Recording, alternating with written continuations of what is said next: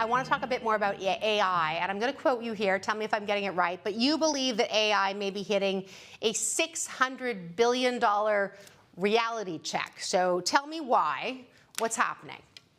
Yeah, well, $600 billion is the amount of money that the big tech companies are spending on AI this year. And most of that money is turning out to be redundant. In other words, Amazon's making an AI agent, and Apple is making an AI agent for Siri, and Microsoft is building, hosting services, and Amazon is building hosting services.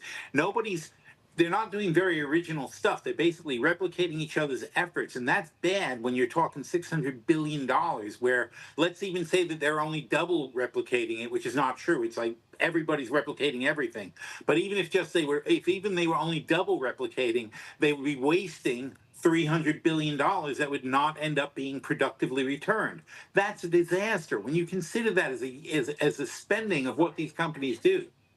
Could you repeat that? Oh my God. Your AI is talking to you. I said the word. Listen, let me say this back to you so I understand, because I remember you and I were talking earlier, and I love this quote you said, is that it's almost as if there's building 6 internets, but they're all the same. And is that the idea that's happening with the AI development right now? That is exactly what's happening. When we built the internet, we built it in a thought out manner so that there were nodes here, nodes there, and we weren't doubling and tripling up on the number of nodes for the internet. This is just the infrastructure for what's going to be the AI future.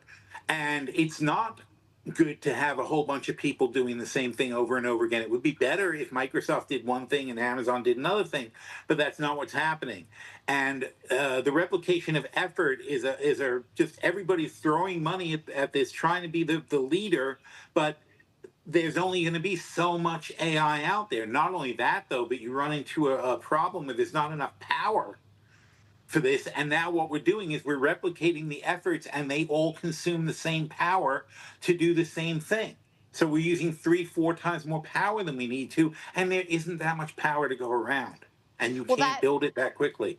Well, this, I guess, leads into exactly where you want to talk about some of your picks in terms of So I know, right? Surprise.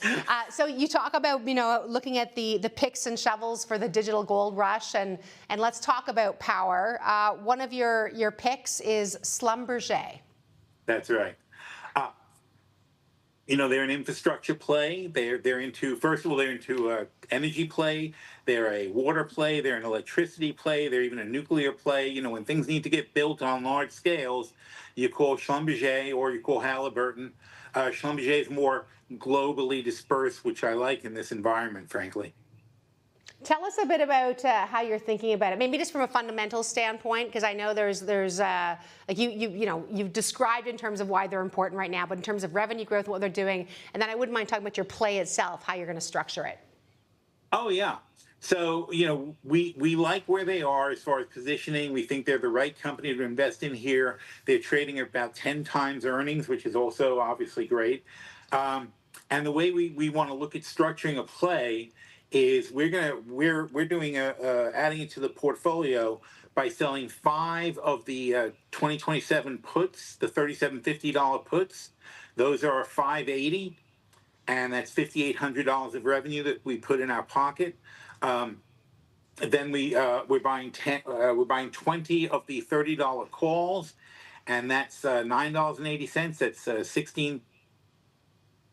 The wrong number. Sorry, it is the wrong number. I have to correct that later. It's not 16,600. It's 19,600.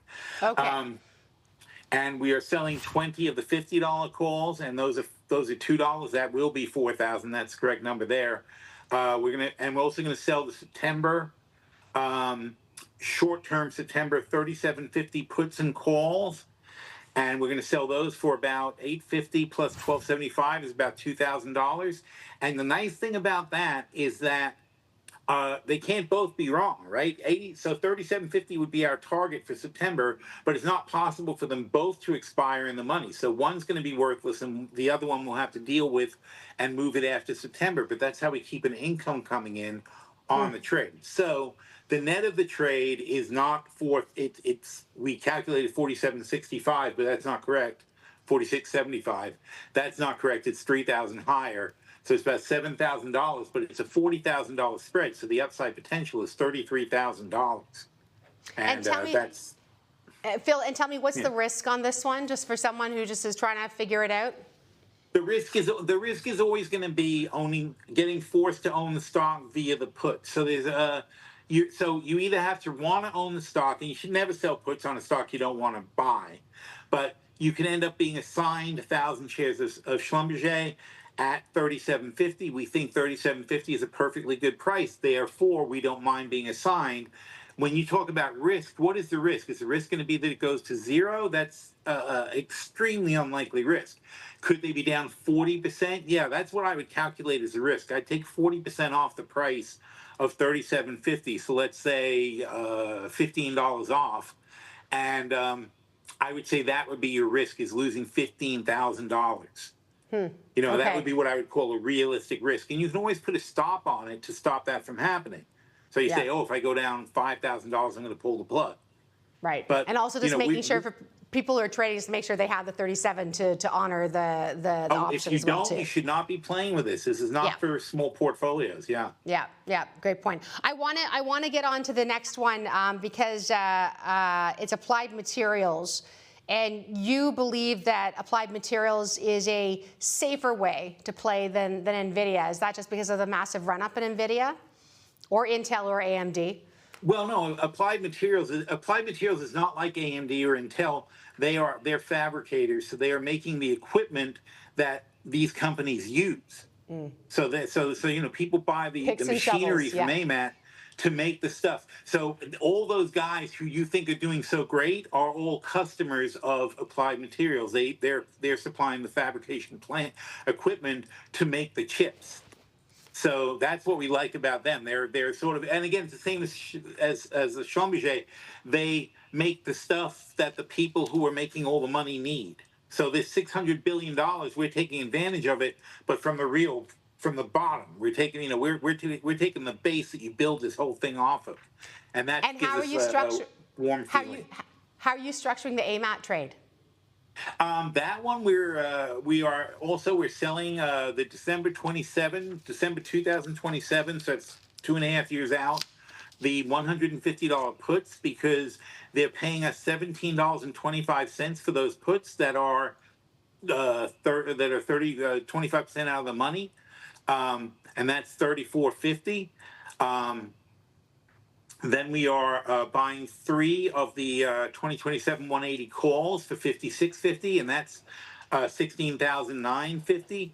And then we're selling 3 October 200 calls for $12.75. Now, that's the key to this whole spread. Is we bought 3 longs 2.5 years from now.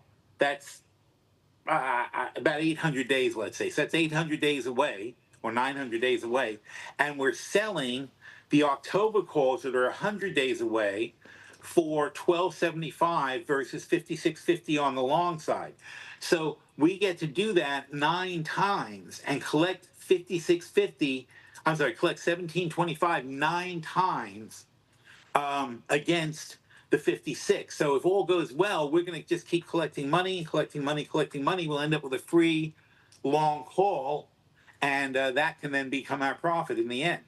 So it's a wonderful way to set up a trade. We're using the time to our advantage and letting the options expire each quarter and collecting the cash. And we're also selling the puts for an offset balance, and those balance out with the calls. And again, like I said, they can't both expire in the money, so we're going to win one side or the other, or if we're on target, we'll win both. And I've only got about a minute here, Phil, but I just need to ask, the risk on this one is what? Well, the risk on this one is the same thing. It's saying you could end up being forced to own the stock at, we sold a couple at 150 and a couple at 180. So you could be forced to own the stock on that. Now on this one, since it is 150 and 180, I would suggest having a stop. So if AMAT drops, let's say, more than 10% and goes below 170, I imagine you would lose about $10 per contract, which would be $1,000 per contract. And that's a good place to pull the plug on that. And then you could ride out the spread. Phil, you are a delight. We love having you come on. I always wish I had 30 more minutes, but I don't. So, Phil, thank you so much. Always a pleasure. Well, thank you, Kim. It's great talking to you. That is Phil Davis, founder of PhilStockWorld.com. And just a reminder, if you're employing these strategies, make sure that you both have the resources and the risk profile that is appropriate for this type of trading.